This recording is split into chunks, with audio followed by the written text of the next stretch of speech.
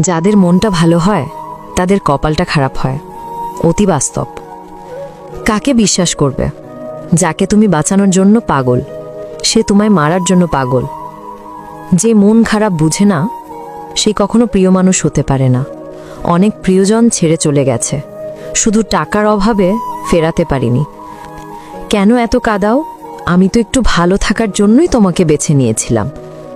একা থাকার মতো শান্তি আর কোথাও নেই। কথাটা অতি বাস্তব। হাত ধরলেই ভালোবাসা হয় না, হাতের দায়িত্ব নিতে হয়। পরিবারের সব দায়িত্ব কাঁধে উঠে গেলে নিজের শখ বলতে আর কিছু থাকে না। কথাটা অতি বাস্তব। মনটা আমার ভীষণ খারাপ, কিন্তু পাশে থাকা মানুষটা বুঝতে পারে না। গুরুত্ব না দিলে তো পশু পাখিও পোষ মানে না। আর আমি তো সেখানে মানুষ। গুরুত্ব দিতে শেখো। ভালোবাসার মানুষ জীবনে বারবার আসে না, একবারই আসে। যে বোঝে সে গুরুত্ব দিয়ে সারা জীবন সুখে থাকে, আর যে গুরুত্ব দিতে বোঝে না সে সারা জীবন আফসোস করে। আল্লাহ আমার সাথেই আছে, এটা চিন্তা করে হাজার কষ্টের পরেও আমি হাসতে পারি। মানুষ জীবনে আসে, তারপর স্বপ্ন দেখায়, এরপরই বদলে যায়। রেখে যায় শুধুমাত্র অসংখ্য স্মৃতি। কেউ যদি আপনাকে অপশন মনে করে, তাহলে সবার আগে আপনার জীবন থেকে তার ক্যাপশনটি ডিলিট করে দিন।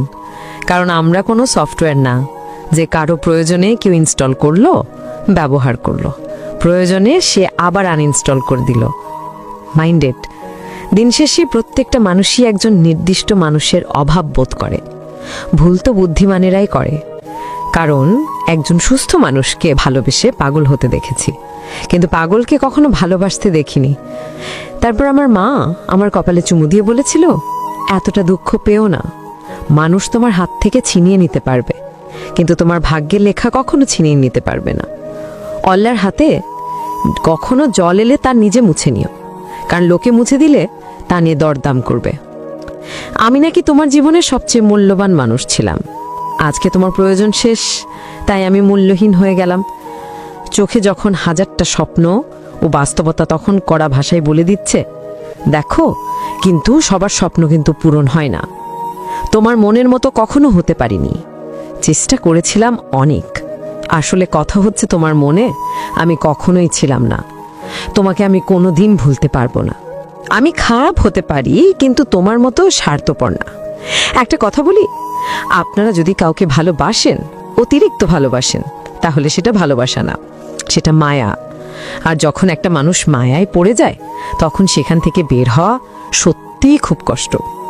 সত্যি সত্যি ভালোবাসলে ভোলা যায়, কিন্তু মায়ায় পড়লে কখনো ভোলা যায় না।